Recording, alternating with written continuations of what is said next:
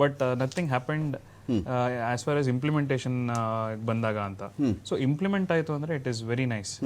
Decentralise ಮಾಡಿ sir ಹೇಳ್ತಿದ್ರು, decentralise ಮಾಡಿ ಬೇರೆ ಏರಿಯಾಗೆ ಹೋದಾಗ ಅಲ್ಲೂ ಅಭಿವೃದ್ಧಿ ಆಗುತ್ತೆ. KIADB ವಿಚಾರದಲ್ಲಿ ನಾನು ಕೇಳೋದೇನು ಅಂತ ಹೇಳಿದ್ರೆ, ಯಾವಾಗ ಕೇಳಿದ್ರು ಕೂಡ ಎಲ್ಲೆಲ್ಲಿ ನೆನೆಗುದಿಗೆ ಬಿದ್ದಿದೆಯಲ್ಲ, ನೀವು ಜಮೀನುಗಳು ಕೊಡದೆ, ಜಮೀನು ಸರಿಯಾಗಿ ಡಿಸ್ಟ್ರಿಬ್ಯೂಟ್ ಆಗದೆ, ಯಾರು ಅರ್ಜಿ ಹಾಕಿದ್ದಾನೋ, ಯಾರು ನಿಜವಾಗ್ಲೂ ಬಿಸ್ನೆಸ್ ಮಾಡಬೇಕು ಅಂತ ಆ ಭಾಗದಲ್ಲಿ ಇದ್ದಾನೋ, ಬಿಸ್ನೆಸ್ ಅಂದ್ರೆ ಒಂದು ಫ್ಯಾಕ್ಟ್ರಿ ಮಾಡ್ತೀನಿ ಅಂದ್ರೆ ಫ್ಯಾಕ್ಟ್ರಿನೇ ಮಾಡಬೇಕು ಅವನು. ಆ ಜಮೀನು ಕೊಂಡ್ಕೊಳ್ತೀನಿ, ಒಂದು 5 ವರ್ಷ ಬಿಟ್ಟ ಮೇಲೆ ಅದು 2.5 ಕೋಟಿ ಇರೋದು 15 ಕೋಟಿ ಆಗುತ್ತೆ, ಆಮೇಲೆ ಮಾರ್ಕೊಳ್ತೀನಿ ಅಂದ್ರೆ ಅದರಿಂದ ಇಂಡಸ್ಟ್ರಿಯಲ್ ಡೆವಲಪ್ ಆಗಲ್ಲ. ರಿಯಲ್ ಎಸ್ಟೇಟ್ ಅವನು ಪಾಡ್ಗೆ ಅವ್ನು ಒಬ್ಬನೇ ದುಡ್ಡು ಮಾಡ್ಕೊಳ್ತಾನೆ, ಅನೇಕರಿಗೆ ಹಂಚಿಕೆ ಆಗಲ್ಲ ದುಡ್ಡು ಅಂತ. ಇದೆ ಸರ್, ಅದು ಯೂಶಲಿ KIADB ಲ್ಯಾಂಡ್ ಕೊಡುವಾಗ ಅದು ಅವ್ರ ಅಗ್ರಿಮೆಂಟ್ ಪ್ರಕಾರ ಇದೆಲ್ಲ ಹಾಕಿರ್ತಾರೆ. ಅವರು ಇಂಡಸ್ಟ್ರಿ ಮಾಡಬೇಕು, ರಿಯಲ್ ಎಸ್ಟೇಟ್ ಮಾಡಬಾರ್ದು, ಇನ್ನೊಂದು ಮತ್ತೊಂದು ಅಂತ ಹಂಗೆ ಹಾಕಿರ್ತಾರೆ. ಬಟ್ ಕೈಗಾರಿಕೇತರ ಉದ್ದೇಶಕ್ಕೆ ಬರ್ದಿರ್ತಾರೆ. ಸೊ ಆನ್ ಗ್ರೌಂಡ್ ಇಂಪ್ಲಿಮೆಂಟೇಷನ್ ಹಿಂಗಾಗ್ತಿದೆ ಅಂತ that is again up to KIADB ಅವ್ರ ಇದಕ್ಕೆ. ಬಟ್ ಇದು ಬೇರೆ ಬೇರೆ ಸಿಟೀಸ್ಗೆ, ಬೇರೆ ಜಿಲ್ಲೆಗೆ, ಉತ್ತರ ಕರ್ನಾಟಕದಲ್ಲಿ 1000 ಎಕರೆ ಇಂಡಸ್ಟ್ರಿಯಲ್ ಪಾರ್ಕ್ ಮಾಡ್ತೀವಿ ಅಂತ ಹೇಳ್ತಿದ್ದಾರೆ. 1000 ಏಕರ್ಸ್ ಇಂಡಸ್ಟ್ರಿಯಲ್ ಪಾರ್ಕ್ ಮಾಡ್ತೀವಿ ನಾರ್ತ್ ಕರ್ನಾಟಕ ಭಾಗದಲ್ಲಿ ಅಂತ ಅದೊಂದು ಈ ಒಂದು ಬಜೆಟ್. ಸರ್, ಯಾವ ಇಂಡಸ್ಟ್ರಿ ಯಾವ ಟೈಪ್ ಡೆವಲಪ್ಮೆಂಟ್ ಮಾಡ್ತಾರೆ ಅನ್ನೋದು ಅದು ಫೈನ್ ಪ್ರಿಂಟ್ ಅಲ್ಲಿ if they are able to tell that is more. Aerospace park ಮಾಡ್ತೀವಿ ಮೈಸೂರಲ್ಲಿ, KIADB ವತಿಯಿಂದ ಅಭಿವೃದ್ಧಿ ಮಾಡ್ತೀವಿ ಏರೋಸ್ಪೇಸ್ ಪಾರ್ಕ್ ಅನ್ನ ಅಂತ, ಅದು ಒಂದು ಕಡೆ ಮೆನ್ಷನ್ ಮಾಡಿ ಮೈಸೂರದು ಮೆನ್ಷನ್ ಮಾಡ್ತಾ ಇದ್ದಾರೆ. ಇಲ್ಲಿ NGEF ಆವರಣದಲ್ಲಿ ಟ್ರೀ ಪಾರ್ಕ್ ಏನು ಅಭಿವೃದ್ಧಿ ಪಡಿಸ್ತಾ ಇದ್ದೀವೋ ಅದರ ಮೊದಲನೇ ಹಂತವನ್ನ ಈ ವರ್ಷದಲ್ಲಿಯೇ ಲೋಕಾರ್ಪಣೆ ಮಾಡ್ತೀವಿ, ನಾವು ನೋಡ್ತಾ ಇರಿ. 2ನೇ ಹಂತದಲ್ಲಿ ಸಾಂಸ್ಕೃತಿಕ ಮತ್ತು ಕ್ರೀಡಾ ಕೇಂದ್ರವನ್ನ PPP ಮಾದರಿಯಲ್ಲಿ ನಾವು ಕೈಗೆತ್ತಿಕೊಳ್ತೀವಿ ಅಂತ ಕೂಡ ಒಂದು ಭರವಸೆ ಕೊಟ್ಟಿದ್ದಾರೆ ಇಂಡಸ್ಟ್ರಿಯಲ್ ಸೆಕ್ಟರ್ ಅಂತ ಬಂದಾಗ. Great sir, that is actually great. ಇಂಥ ಪಬ್ಲಿಕ್ ಪ್ರೈವೇಟ್ ಪಾರ್ಟ್ನರ್ಶಿಪ್ ಜೊತೆ if they are able to move the money outside Bangalore, ಬೇರೆ ಇದನ್ನು ಇವಾಗ ಕ್ರಷ್ಟ ಸರ್ ಹೇಳಿದ್ರು 80% ನಮಗೆ ರೆವೆನ್ಯೂ ಬರ್ತಾ ಇರೋದೇ ಬೆಂಗಳೂರಿಂದ.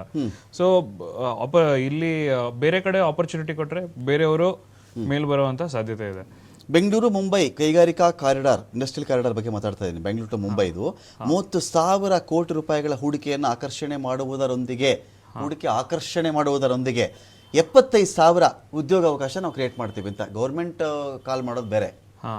ಈ ಮೂಲಕನೂ ಒಂದು 75,000 ಜನಕ್ಕೆ ಉದ್ಯೋಗ ಕೊಡುವಂತ ಕೆಲಸ ಆಗುತ್ತೆ ಇದರಲ್ಲಿ ಅಂತ ಅದ್ರ ಬಗ್ಗೆ ಒಂದು ಭರವಸೆ ಇದೆ ಇಲ್ಲಿ. ಇದಕ್ಕೆ ಧಾರವಾಡ ಕೈಗಾರಿಕಾ ನೋಡ್ಗೆ 1000 ಎಕರೆನ ಭೂಸ್ವಾಧೀನ ಮಾಡಲಿಕ್ಕೆ 600 ಕೋಟಿ ಅನುದಾನ ನಾವು ಕೊಡ್ತೀವಿ. ಅದು ಇದೇ ಬಜೆಟ್ ಅಲ್ಲಿ ಅವ್ರು ಮಾತಾಡ್ತಾ ಇರೋದು. ಅಂತ ಅಂದ್ರೆ ಕ್ಯಾಪಿಟಲ್ ಎಕ್ಸ್ಪೆಂಡಿಚರ್ ಕೆಲಸ ಇದು ಇಂಥದೆಲ್ಲ ರೆವೆನ್ಯೂ ಅರ್ನ್ ಮಾಡೋ ಅಂತ ಇದು ಸರ್. ಅಂಡ್ ಡೆವಲಪ್ಮೆಂಟಲ್ ಫೋಕಸ್ಡ್ ಆಗಿದೆ. Okay, so this is if this is implemented it is good for ಬೇರೆ.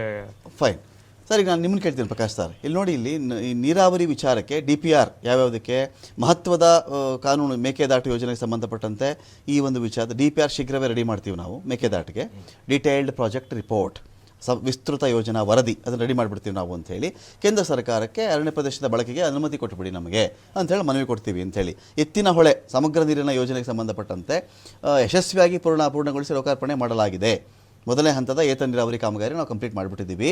2ನೇ ಹಂತದಲ್ಲಿ ಬಾಕಿ ಇರೋದು 18.73 ಕಿಲೋಮೀಟರ್ ಉದ್ದದ ಕಾಲುವೆ ಕಾಮಗಾರಿ, ಅದು ಇಷ್ಟರಲ್ಲಿ ನಾವು ಮುಗಿಸ್ಕೊಳ್ತೀವಿ. ಜೊತೆಗೆ ಕೊರಟಗೆರೆ ತಾಲೂಕಿನ ವಡೇರಹಳ್ಳಿ ಸಮೀಪ 1.2 TMC ಸಾಮರ್ಥ್ಯದ ಸಮತೋಲನ ಜಲಾಶಯ ಮಾಡ್ತೀವಿ. ಭದ್ರಾ ಮೇಲ್ದಂಡೆ ಯೋಜನೆಗೆ 5,300 ಕೋಟಿ ರೂಪಾಯಿಗಳನ್ನು ಒದಗಿಸುವ ಬಗ್ಗೆ ಕೇಂದ್ರ ಸರ್ಕಾರದ 2023-24 ಬಜೆಟ್ ಹೇಳಿತ್ತು, ಭಾಷಣದಲ್ಲಿ ಘೋಷಣೆ ಮಾಡಿದ್ರು, ಇನ್ನೂ ಯಾವುದು ಕೊಟ್ಟಿಲ್ಲ. ಆದರೂ ರಾಜ್ಯ ಸರ್ಕಾರದ ವತಿಯಿಂದ ಯೋಜನೆಗೆ 11,343 ಕೋಟಿ ರೂಪಾಯಿಗಳನ್ನು ವೆಚ್ಚವನ್ನು ನಾವು ಭರಿಸ್ತಾ ಇದ್ದೀವಿ ಅಂತ ಬರೆದಿದ್ದಾರೆ. ಸುಮಾರು 6 ವರ್ಷಗಳಿಂದ ನೆನೆಗುದಿಗೆ ಬಿದ್ದಿತ್ತು ಅಜ್ಜಂಪುರ ತಾಲೂಕಿನ ಅಬ್ಬಿನಹೊಳಲು ಗ್ರಾಮದ ಭೂ ಸಮಸ್ಯೆ, ಅದನ್ನು ನಾವು ಬಗೆಹರಿಸಿದ್ದೀವಿ ಅಂತ ಇದ್ರ ಬಗ್ಗೆ ಒಂದಷ್ಟು ಭರವಸೆ ಕೊಡ್ತಾ ಇದ್ದಾರೆ ಸರ್. ಇಲ್ಲಿ ಇದಾದ ಮೇಲೆ ನಿಮ್ಮ ವಿಚಾರಕ್ಕೆ ಬಂದ್ಬಿಡ್ತೀನಿ.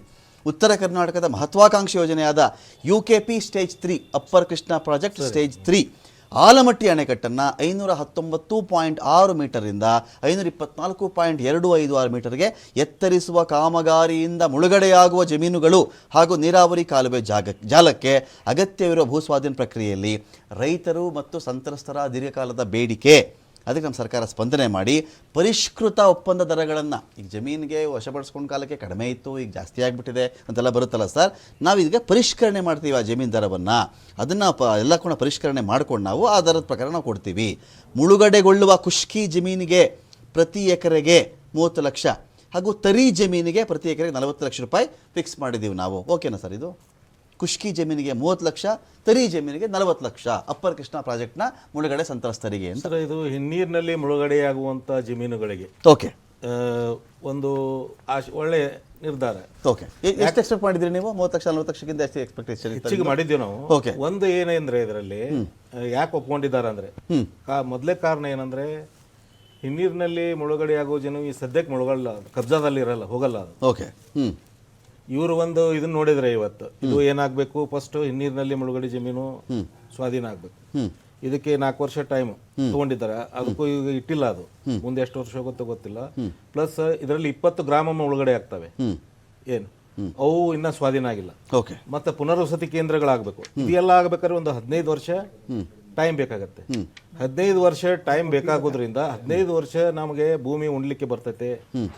ಇಷ್ಟು ನಾವು ದುಡ್ಡು ತಗೊಂಡು ಏಕಕಾಲಕ್ಕೆ ದುಡ್ಡು ತಗೊಂಡು ನಮ್ದು ಅಲ್ಪ ಸ್ವಲ್ಪ ಸಾಲ ಹರ್ಕೊಂಡು ನಾವು ತಕ್ಷಣ ನಾವು ಎಲ್ಲಾದರೂ ಬೇರೆ ಕಡೆ ಪರ್ಯಾಯವಾಗಿ ನಮ್ಮ ಭೂಮಿ ಕೈಯಾಗಿರುವಾಗಲೇ ನಾವು ಬೇರೆ ಪರ್ಯಾಯವಾಗಿ ಭೂಮಿ ತಗೊಂಡ್ರೆ ನಾವು ಉದ್ಧಾರ ಆಕ್ಯವು. ಇಲ್ಲಿಂದ್ರೆ ಸರ್ಕಾರ ಏನು ಹೇಳ್ತಾ ಇದೆ, ನೀವು ಜನರಲ್ ಅವಾರ್ಡ್ ಸಾಮಾನ್ಯ ಬೇಕು ಕೋರ್ಟಿಗೆ ಹೋಗೋದಾದ್ರೆ ನಾವು ನೀರು ನಿಲ್ಲಿಸೋಕ್ಕಿಂತ ಮೊದಲು 6 ತಿಂಗಳ ಮೊದಲು ನಾವು ಪೇಮೆಂಟ್ ಸ್ವಾಧೀನ ಮಾಡ್ಕೋತೀವಿ ಅಂತ ಹೇಳಿ. 2ನೇ ಹಂತದಲ್ಲಿ ಏನಾಗಿದೆ, 1998ರಲ್ಲಿ ಏನಾಗಿದೆ, ನೀರು ನಿಂದ್ರಿಸುವ ಹಿಂದಿನ ವರ್ಷ ಏನ್ ಮಾಡಿದ್ರು, ಪೇಮೆಂಟ್ ಕೊಟ್ರು, ನೀರು ನಿಂದ್ರಿಸ್ಬಿಟ್ರು. ಆಮೇಲೆ ಅದು ಬ್ಯಾಂಕ್ ನಲ್ಲಿ FD ಇಟ್ಟಿದ್ರು. ಭೂಮಿ ರೇಟು ಭೂಮಿ ಸಿಗಲ್ಲ, ಮಾರಾಟಕ್ಕೆ ಇರಲ್ಲ ಭೂಮಿ.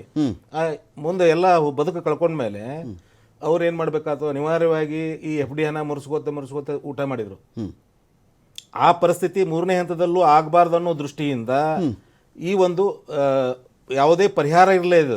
ಓಕೆ, ಇನ್ನೊಂದು ಕೃಷ್ಣ ಕಾವೇರಿ ಗೋದಾವರಿ ಸರ್, ಕೃಷ್ಣ ಕಾವೇರಿ ಗೋದಾವರಿ ಹಾಗೂ ಇತರೆ ನದಿ ಕಣಿವೆಗಳಲ್ಲಿ ಒಟ್ಟಾರೆ 8,045 ಕೋಟಿ ರೂಪಾಯಿಗಳ ಮೊತ್ತದ 75 ನೀರಾವರಿ ಕಾಮಗಾರಿ ನಾವು ಅನುಷ್ಠಾನ ಮಾಡ್ತೀವಿ. ಯೋಜನೆಗಳ ಪಟ್ಟಿಯನ್ನು ಅನುಬಂಧ 2ರಲ್ಲಿ ಲಗತ್ತಿಸಲಾಗಿದೆ. ಸುಮಾರು 75 ನೀರಾವರಿ ಯೋಜನೆ ಆಗುತ್ತೆ ಸರ್. ಅನುಷ್ಠಾನ ಮಾಡ್ತೀವಿ ಅಂತ ಹೇಳ್ತಿರೋದು, ಉದ್ಘಾಟನೆ ಮಾಡ್ತೀವಿ ಅಂತಲ್ಲ, ಅನುಷ್ಠಾನ ಮಾಡೇ ಮಾಡ್ತೀವಿ ನಾವು ಅಂತ ಹೇಳಿ ಸುಮ್ಮನೆ ಶಂಕುಸ್ಥಾಪನೆ ಮಾಡಿ ಬಿಡ್ತೀವಿ ಅಂತಲ್ಲ. ಇದ್ರ ಬಗ್ಗೆ ಏನು ಸರ್ ನಿಮ್ದು 75 ಯೋಜನೆ? ಈ 75 ಯೋಜನೆ ನಾವು ಕಾಗದದಲ್ಲಿ ಬರೆದ್ರೆ ಆಗಲ್ಲ, ಪತ್ರದಲ್ಲಿ ಬರೆದ್ರೆ ಆಗಲ್ಲ.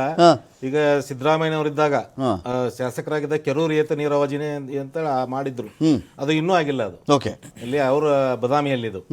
ಇಂಥ ಸಾಕಷ್ಟು ಭಗವತಿ ಯೋಜನೆ 2ನೇ ಹಂತದ್ದು ಇವೆಲ್ಲ UKP ಸೆಕೆಂಡ್ ಸ್ಟೇಜಿನ ಯೋಜನೆಗಳು ಇನ್ನೂ ಆಗಿಲ್ಲ.